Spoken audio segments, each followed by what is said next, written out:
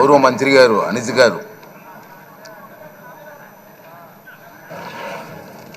అధ్యక్ష, ఉత్తరాంధ్ర టైగర్, ఉత్తరాంధ్ర ప్రజలందరూ కూడా ఎంతో ప్రేమగా పిలుచుకునే తాతాజీ అని పిలుచుకునే చింతకాయల అయ్యన్న పాత్రుడు గారిని రెండవసారి శాసనసభ్యురాలుగా వచ్చి అధ్యక్ష అని పిలుచుకునే ఒక మంచి అవకాశం కలుగజేసినందుకు గౌరవ ముఖ్యమంత్రి నారా చంద్రబాబు నాయుడు గారికి, ఉప ముఖ్యమంత్రి పవన్ కళ్యాణ్ గారికి, అదేవిధంగా నారా లోకేష్ గారికి, బీజేపీ నాయకులకి అందరికీ కూడా పేరు పేరున ధన్యవాదాలు. అదేవిధంగా ఈ శాసనసభలోకి నన్ను గౌరవంగా పంపించిన నా పాయకరావుపేట నియోజకవర్గ ప్రజలందరికీ కూడా ధన్యవాదాలు, నమస్కారాలు తెలియజేసుకుంటున్నా.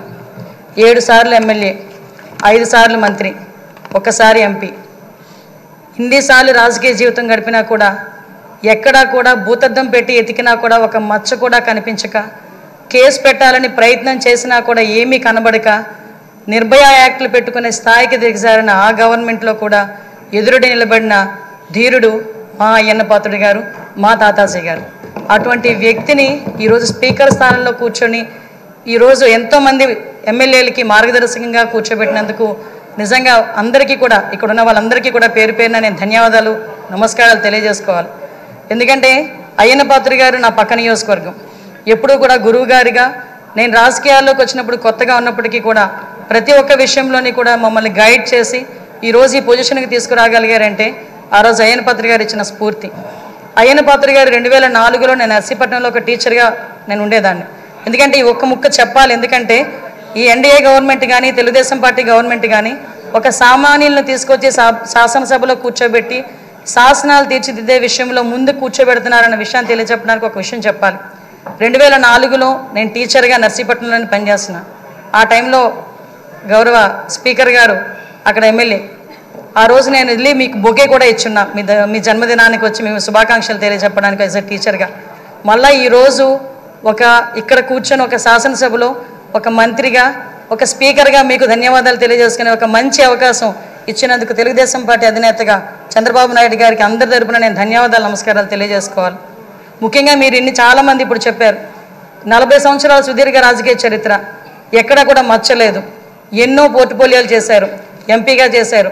అతి ముఖ్యంగా ఒక సామాన్యుడికి అతి దగ్గరగా ఉండి కార్యకర్తకి భరోసాగా నిలబడి అయ్యన్న పాత్రుడు అంటే ఒక బ్రాండ్గా నిల్చున్న వ్యక్తి మీరు. ఇవన్నీ జరగడమే కాకుండా మొన్న 2019 అంటే ఇంతవరకు మనం ఎంతవరకు పనిచేసామనేది ఒక ఎత్తు అయితే 2019 నుంచి 2024 వరకు ఉన్న పీరియడ్ని మనం ఒక బ్లాక్ పీరియడ్ కింద తీసుకోవాలి రాజకీయ చరిత్రలోనే. ఎందుకనంటే ఒక శాసనసభ నడిపించడం చేత కాదు, ఒక అడ్మినిస్ట్రేషన్ చేయడం చేత కాక ఒక నియంత పరిపాలనలో ఆంధ్రప్రదేశ్ రాష్ట్రం అట్టడుగుపోయిందన్న సంగతి మనందరికీ తెలుసు. చాలా సందర్భాల్లో తమరితో కూర్చునేటప్పుడు కూడా నేను ఇన్ని సంవత్సరాలు రాజకీయంలో ఉన్నాను కానీ ఇలాంటి ముఖ్యమంత్రిని చూడలేదు అని ఒక్కొక్క సందర్భంలో మీరు మీ భాషలో చెప్పిన సందర్భాన్ని కూడా ఇక్కడ గుర్తు చేసుకోవాలి. ఎందుకనంటే ఇన్ని సందర్భాలు ఒక ఎత్తు అయితే ఈ 5 సంవత్సరాలు మీరు ఎదుర్కొన్న సమస్యలు, నేను ఈ ఒక్క విషయంలోని కూడా మీ కుటుంబ సభ్యుల్ని కూడా నేను అప్రిషియేట్ చేయాలి సార్. ఎందుకంటే 40 సంవత్సరాల రాజకీయ చరిత్రలో మీరు ఎక్కడా కూడా ఒక మచ్చ లేకుండా మీ రాజకీయ ప్రస్థానం మీరు వెళ్తున్నారంటే అక్కడ మీ సతీమణిగా ఉన్న పద్మావతమ్మ కానీ, మీ కుమారులుగా ఉన్న విజయ్ రాజేష్ గారు కూడా, మా కుటుంబ సభ్యులందరూ కూడా మీకు సపోర్టివ్గా నిలబడ్డాం. లాస్ట్ 5 ఇయర్స్లో మనం చూసుకుంటే విజయ్, రాజేష్, అమ్మ ఈ ముగ్గురు కూడా ఎంతో బాధపడ్డారు. రాజకీయంలో ఉన్నందుకు మనం బాధపడడం, మనం ఆ ప్రాబ్లం ఫేస్ చేయడం అనేది ఒక ఎత్తు అయితే ఎక్కడా కూడా తొనకకుండా వెనకకుండా మీకు సపోర్ట్ చేయటం. ఆఖరికి ఎంత దారుణం అంటే మనవరాల్ని కూడా ఇంట్రాగేట్ చేశారు పోలీసులు వచ్చి. చిన్న పిల్ల 3 సంవత్సరాల పిల్లని కూడా ఇంట్రాగేట్ చేసి ఆ అమ్మాయిని కూడా భయకంపితులను చేశారు. అటువంటి సిచ్యువేషన్లో కూడా ఎక్కడ కూడా కదలలేదు. ఒక చిన్న 6 అడుగుల దూరం అని చూపించి గోడను కోల్చడానికి వందలాది మంది పోలీసులు మీ ఇంటి చుట్టుపక్కల పెట్టినా సార్ ఎక్కడికైనా వెళ్ళండి, జైల్లో పెడితే మళ్ళీ ఇబ్బందులు పడతారేమో అంటే వస్తే అరెస్ట్ చేయని అమ్మా ఏం చేస్తారు, మహా అయితే చచ్చేటప్పుడు కూడా అదే జెండాతో చచ్చిపోతాను తప్పించి ఏ రోజు కూడా జెండా మార్చకుండా నేను నిలబడతాను, అది నా రాజకీయ నైజం అని గర్వంగా చెప్పిన వ్యక్తి మా అయ్యన్న పాత్రుడు గారు. అటువంటి వ్యక్తి ఈరోజు సభా స్పీకర్ స్థానంలో ఉండటం నిజంగా మా అదృష్టంగా నేను భావిస్తున్నా. అదేవిధంగా ఈరోజు ఏదైతే ఇందాక మన నాయకులందరూ కూడా చెప్పున్నారు, లాస్ట్ 5 సంవత్సరాల్లో పరిస్థితి ఎలా ఉందంటే ఇంకొక విషయం ఇక్కడ చెప్పాలి సార్. ఎందుకంటే ఈరోజు ఒక బీసీ నాయకుడిని, ఒక 40 సంవత్సరాల సుదీర్ఘ అనుభవం రాజకీయ అనుభవం ఉన్న ఒక నాయకుడిని సరైన పొజిషన్లో సరైన మనిషిని సరైన పొజిషన్లో కూర్చోబెట్టేటప్పుడు ప్రతిపక్ష హోదాలో ఉన్నవారు, ప్రతిపక్ష హోదా కూడా కాదు, మినిమం మా పార్టీ ఎమ్మెల్యేలు ఇక్కడికి వచ్చి పార్టీ సభ్యుల కింద మిమ్మల్ని కూర్చోబెట్టడం ఒక సంప్రదాయం. సాంప్రదాయాలకు విలువిచ్చే ఒక పార్టీగా, సాంప్రదాయాలు విలువిచ్చే అధికార పక్షంగా నిన్న కూడా ప్రమాణ స్వీకారాలు చేసేటప్పుడు 11 మందిలో ఒక ఎమ్మెల్యే మాత్రమే జగన్మోహన్ రెడ్డి అన్న వ్యక్తి, అతనికి ప్రతిపక్ష హోదా లేదు. అలాంటి వ్యక్తిని కూడా సీరియల్ ప్రకారమో ఆల్ఫాబెట్ ప్రకారమో పిలవకుండా ఒక గౌరవ మాజీ ముఖ్యమంత్రి అన్న ఒక హోదాలో మనం పిలిపించి మినిస్టర్స్ తర్వాత అతను ప్రమాణ స్వీకారం చేసే అవకాశం ఇచ్చాం. అది మన గౌరవం, మన సంప్రదాయం.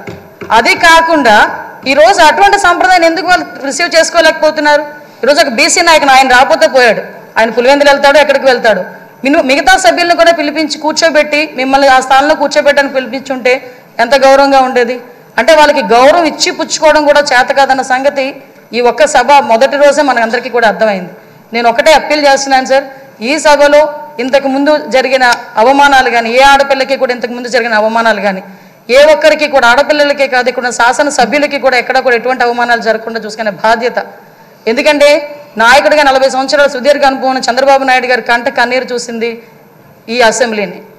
అటువంటి ఈ అసెంబ్లీలో ఆ రోజు కౌరవ సభగా ఉన్న అసెంబ్లీలోకి మళ్ళా గౌరవ సభగా వస్తానని చెప్పి ప్రమాణం చేసి ఇంతమంది సభ్యుల్లో గౌరవంగా మమ్మల్ని కూడా తీసుకొచ్చినందుకు ప్రత్యేకంగా ఆంధ్రప్రదేశ్ రాష్ట్ర ప్రజలందరికీ కూడా ధన్యవాదాలు తెలియజేసుకోవాలి.